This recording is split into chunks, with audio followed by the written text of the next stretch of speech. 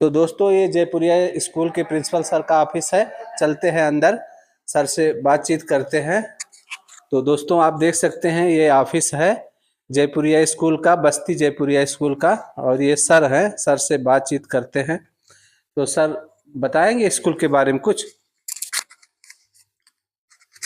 देखिए, सेठ हमारा जयपुरिया स्कूल आज से 2 साल पहले इस्टेब्लिश हुआ था, जिसमें हमारी स्ट्रेंथ इनिशियली 300 थी और आज हम लोग 700 का मार्क पूरा कर चुके हैं। हमारे स्कूल में हर तरह की सुविधा अवेलेबल है जो कि एक अच्छे स्कूल में होनी चाहिए, चाहे वो एकेडमिक्स से रिलेटेड हो, चाहे वो कोकुलर एक्टिविटी से रिलेटेड हो। अगर हम क्लासरूम की बात करें तो क्लासरूम पूरा डिजिटाइज्ड है, जिसमें हमारे पास इंटरैक्टिव पैनल है, जिसमें टीचर्स जो कंटेंट है हमारा वो एनिमेटेड कंटेंट दिखाते हैं बच्चों को। लेसन प्लानिंग भी उसी में ही है। और अगर आप स्पोर्ट्स की बात करें तो आपने देखा ही होगा 6 एकड़ का कैंपस है हमारा, तो इतना अच्छा उसमें प्ले फील्ड है और हर तरह की सुविधा हमारे स्कूल में अवेलेबल है। जैसे जो इंडिया है अभी डेवलप कंट्री नहीं बन पाया है, जैसे डेवलप कंट्री बनाने के लिए एजुकेशन इम्पोर्टेंट है। तो इस स्कूल में और अदर स्कूलों में क्या डिफरेंस है जो कि अभी नया नया ये स्कूल बना है? देखिए, ये स्कूल नया ज़रूर है लेकिन हमारी लेगेसी 32 इयर्स की है। पिछले 32 साल से हम लोग जयपुरिया के नाम से जुड़े हुए हैं। और ये स्कूल की सबसे पहले शुरुआत हुई थी 1992 में लखनऊ में, जो जयपुरिया हमारा मेन स्कूल है। तो इसलिए ये कोई नई चीज़ नहीं है हमारे लिए। हाँ, ज़रूरी हम बस्ती में नए हैं लेकिन हमारा जो लेगेसी है, हमारी जो परंपरा है वो 32 साल पुरानी है। और एजुकेशन चाहे वो लखनऊ में हो चाहे वो बस्ती कैंपस में हो, दोनों सेम है। अगर आप देखेंगे तो बच्चों का लेवल सेम है, स्टैंडर्ड सेम है, पढ़ाई सेम है, कोकुलर एक्टिविटीज़ में पार्टिसिपेशन सेम है, और जो हम लोग दिनचर्या रूटीन में काम करते हैं वो भी सब सेम है। यदि कोई बच्चा एडमिशन कराए तो कितने समय में उसका ग्रोथ दिखने लगेगा?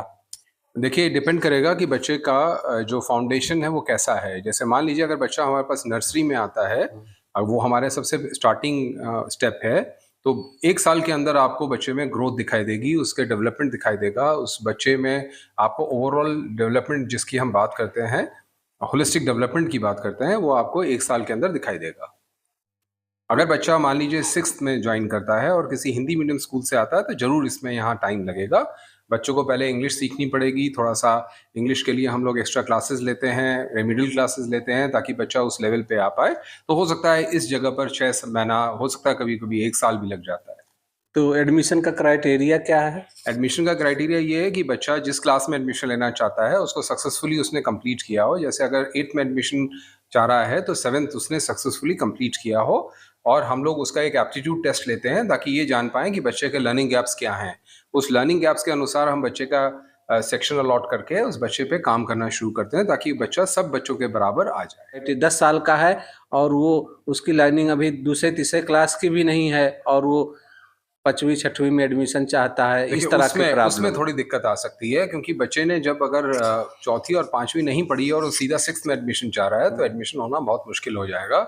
उस केस में बच्चे को वो शिक्षा हासिल करनी ही पड़ेगी, उसको उसी एप्रोप्रिएट क्लास में तो क्या एडमिशन अपने मिलेगा। यहाँ आप वैसे बच्चे का एडमिशन नीचे क्लास में लेंगे? हाँ, ले लेंगे, कोई ऐसी दिक्कत नहीं है क्योंकि देखिए ये एक वेलफेयर स्कूल है जिसमें हम लोग चाहते हैं कि हम सिर्फ बस्ती का ही विकास ना करें, यहाँ के आसपास के जितने भी गांव हैं और जितने भी पड़ोसी जिले हैं वहाँ के भी बच्चे हमारे यहाँ आएँ और पढ़ाई करें। और जयपुरिया जब आप बता रहे हैं कि स्कूल बहुत सालों से चल रहा पुराना स्कूल है, तो इन बच्चों का रिप्लेसमेंट या इन बच्चों का जो सक्सेस स्टोरी है कुछ बताएंगे? 1-2 बच्चों की सक्सेस स्टोरी। सक्सेस स्टोरी बहुत सारी हैं शेयर करने के लिए। अगर मैं बताना शुरू करूँगा, पिछले 2 साल में ही इतनी सारी सक्सेस स्टोरीज़ हैं कि हम लोग यहाँ शाम तक बैठे रहेंगे। फिर भी मैं जैसे आपको कोई कुछ एक आध बता रहा हूँ आपको, जैसे कि हमारे स्कूल में हमारे हेड बॉय हैं मानस मिश्रा, उस बच्चे ने अभी डिस्ट्रिक्ट टॉप किया था।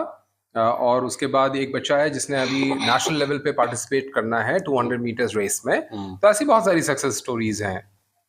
और जैसे इंडिया जो है ओलंपिक खेलों में अच्छा मेडल नहीं प्राप्त कर पाता है, इंडिया की पूरी चाइना सबसे ज़्यादा लाता है ओलंपिक खेल या कोई खेल में।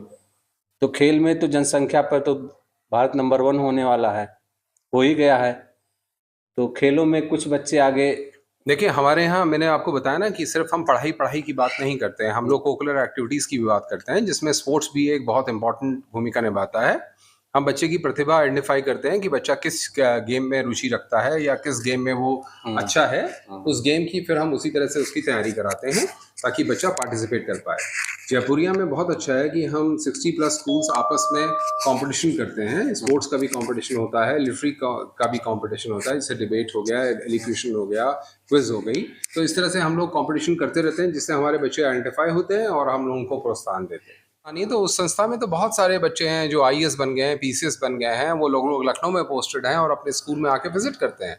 ऐसे बहुत सारे बच्चे हैं, वो लोगों ने कोई टीसीएस में काम कर रहा है, कोई अब्रॉड चला गया है। तो ऐसे तो सक्सेस स्टोरी बहुत सारी हैं। अगर आप पूरे ग्रुप को देखेंगे तो 11 लाख बच्चे हैं, तो अब आप खुद समझ सकते हैं जब 11 लाख बच्चे हैं तो कितनी बड़ी कम्युनिटी है हमारी। ठीक ठीक ठीक सर, आपसे बात करके बहुत अच्छा लगा। Thank you. और कुछ कहना चाहते हैं तो थैंक यू सो बताइए। Much, thank you so much.